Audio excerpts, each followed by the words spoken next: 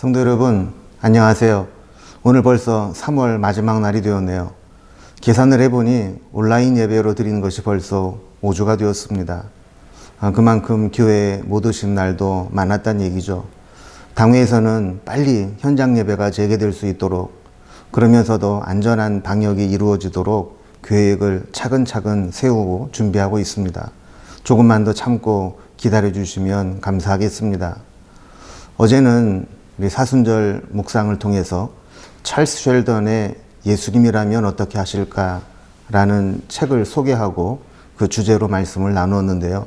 오늘은 토마스 아켄피스의 그리스도를 본받아라는 책과 또 그 주제로 말씀을 나눠보도록 하겠습니다. 먼저 오늘 말씀은 요한복음 13장 15절입니다. 말씀을 함께 보시겠습니다. 내가 너희에게 행한 것 같이 너희도 행하게 하려 하여 본을 보였노라. 아멘. 오늘 이 말씀의 배경은 세족식입니다. 예수님께서 잡히시기 전 제자들과 함께 예루살렘에 올라오시면서 6월절 만찬을 갖게 되셨는데, 식사 중에 갑자기 나가셔서 세족식 준비를 해오시고 제자들의 발을 씻어 주셨습니다.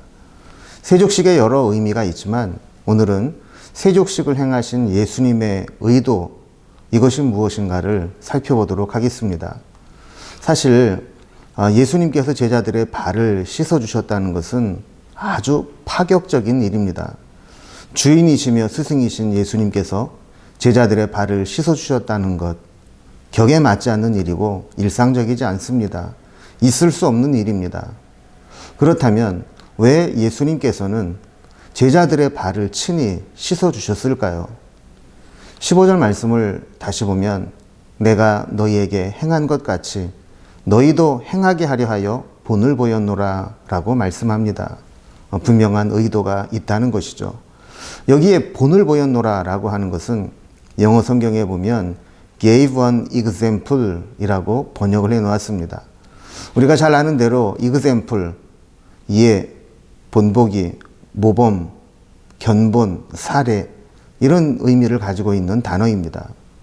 그러니까 예수님께서 모범 사례로 예를 들어 주시면서 제자들에게 너희도 이와 똑같이 해 라고 말씀하는 겁니다. 마치 샘플이 되는 견본을 주시면서 이 샘플대로, 견본대로 그대로 따라해 라는 의미로 예수님께서 친히 발을 씻어 주시면서 제자들에게도 이 섬김의 모습을 따라하라고 하신 것이죠. 그리스도를 본받아라는 책을 영문 이름으로는 The Imitation of Christ라고 해 놓았습니다. 이미테이션, 모방, 흉내, 본뜬 것을 따라함, 모조, 이런 의미들을 가지고 있습니다. 우리가 그리스도는 아닙니다.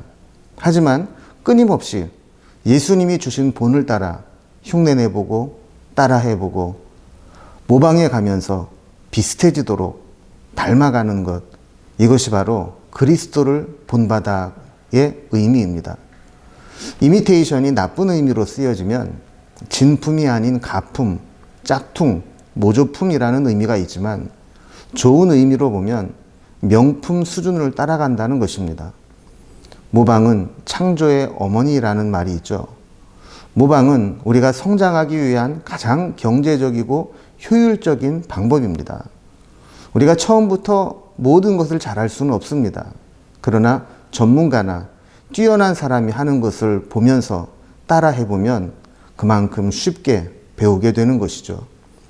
소설가도 자기 소설을 쓰기 전에는 다른 소설가들의 소설, 특히 훌륭한 작가의 소설을 여러 편 읽는다고 들었습니다.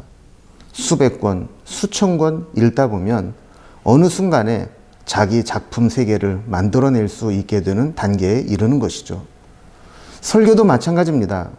처음부터 설교 잘하는 사람이 어디 있겠습니까?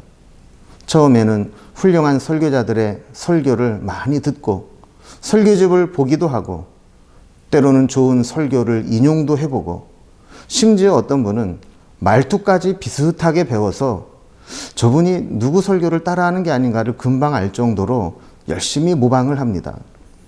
이렇게 열심히 따라하다 보면 어느 순간 내 설교 스타일이 만들어지게 되고 내게 주시는 말씀이 들리기 시작하고 나중에는 나만의 독특한 설교 세계가 만들어지게 되는 겁니다. 우리는 아직 짝퉁, 가짜 그리스도인일 수 있습니다. 그러나 계속 흉내내보고 따라해보고 본을 보고 배워가다 보면 언젠가 진품과 비슷해질 수 있습니다. 그래서 어느 순간 신앙의 명품을 이루게 될 날이 오게 되는 것이죠. 저는 우리에게 그런 날이 꼭 올 수 있기를 바랍니다. 토마스 아켄피스의 본명은 원래 토마스 헤메르켄이라는 이름을 가지고 있습니다. 그런데 라틴식 호칭은 출신 지명을 연결해서 부르기 때문에 토마스 아켄피스, 캠펜에서 태어난 캠피스 출신의 토마스라는 뜻입니다. 그는 평생 수도사로 살면서 저술과 필사, 명상과 가르침, 수도사 지도의 길을 걸었습니다. 토마스 아켄피스가 쓴 그리스도를 본받아는 어거스틴의 참회록, 존 버년의 철로 역정과 함께 세계 3대 기독교 고전입니다. 원래 이 책은 신입 수도사들의 영성 훈련을 위해 쓴 책입니다. 사회가 혼란하고 기독교가 세속화되어 갈 때 그리스도인들이 경건한 신앙을 유지하고 영적 갱신을 하도록 안내하는 책입니다. 소설과 같이 어떤 줄거리와 흐름을 가지고 있는 것이 아니라 여러 가지 주제들을 다루고 있습니다. 영적인 삶을 살아가는 데 유익한 권면들, 내면의 삶에서 생겨나는 많은 주제들, 내적 갈등과 내면에서 일어나는 문제들에 대한 위로와 권면, 성찬에 대한 교훈, 이렇게 4개의 주제로 114개 항목으로 다루고 있습니다. 이 책을 읽다 보면 수많은 명언들이 나오게 되고 또 마음에 새길 교훈들이 있음을 발견하게 됩니다. 우리의 내면과 중심을 흔들림 없이 굳건히 붙잡아주는 내용들이 가득 차 있습니다. 그리스도를 본받는 삶을 산다는 것은 어느 일정 부분에 있어서 그 부분만 비슷하면 되는 것이 아니라 우리 삶의 모든 영역에서 특히 우리 심령의 모든 부분이 다 그리스도와 연합한 것이 되어야 되고 그리스도를 닮아가야 합니다. 그러니까 이 책은 가볍게 읽고 한 번 읽고 넘길 책은 아닙니다. 한 구절 한 구절 곱씹으면서 묵상하고 때로는 소제목에 해당되는 일들과 상황들을 만날 때 그 주제에 해당되는 부분을 찾아 읽고 묵상하면 매우 유익한 책입니다. 우리가 책의 내용은 잘 모르더라도 일단 우리에게 이런 소망이 생기면 좋겠습니다. 그리스도를 닮아가고자 하는 열망. 아직은 짝퉁 신앙이지만 어느 순간에 이 이미테이션이 진품이 되고 가짜 신앙이 명품 신앙으로 우뚝 서게 되는 날이 오게 되는 그런 기대와 소망을 품고 살아가면 좋겠습니다. 그래서 그리스도의 장성한 분량에 이르고 그리스도의 온전함에 이르게 되는 우리 신앙의 성장에 대한 소망이 있으면 좋겠습니다. 우리가 어제 살펴본 예수님이라면 어떻게 하실까? 또 오늘 살펴본 그리스도를 본받아. 제목은 멋있는데 결코 쉬운 주제는 아닙니다. 이번 사순절에 우리 한번 도전해 보시면 좋겠습니다. 도전! 선포하시고 예수님이라면 어떻게 하실까? 그리고 내 삶의 모든 영역에서 예수 그리스도를 본받아 살아보겠다. 이렇게 다짐하며 주님을 닮아가는 사순절이 되고 또 우리의 신앙이 되기를 기원합니다. 기도하겠습니다. 하나님 아버지, 우리 주님께서 제자들의 발을 씻어주시며 우리도 그와 같이 행하게 하기 위해 본을 보였다고 말씀하신 것을 기억합니다. 우리가 예수를 믿노라 하면서 얼마나 예수님을 본받았는지, 예수님을 따라했는지, 예수님이 보여주신 그 모범대로 살아갔는지 돌아봅니다. 이번 사순절을 맞아 그리스도를 본받아 그리스도의 장성한 분량에 이르도록 훈련하며 자라나는 신앙이 될 수 있도록 인도해 주옵소서. 특별히 우리의 부족한 부분들, 모난 부분들 주님께 다 내려놓사오니 주님 닮아가도록 우리를 다듬어 주시고 우리를 사용하여 주옵소서.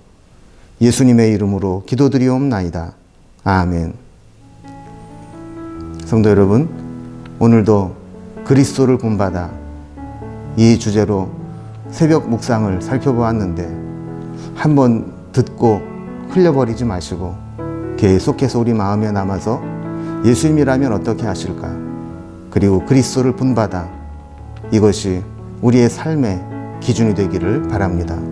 오늘 하루도 믿음으로 살아가시고 주님과 동행하시고 믿음으로 승리하신 후에 우리 내일 다시 뵙도록 하겠습니다.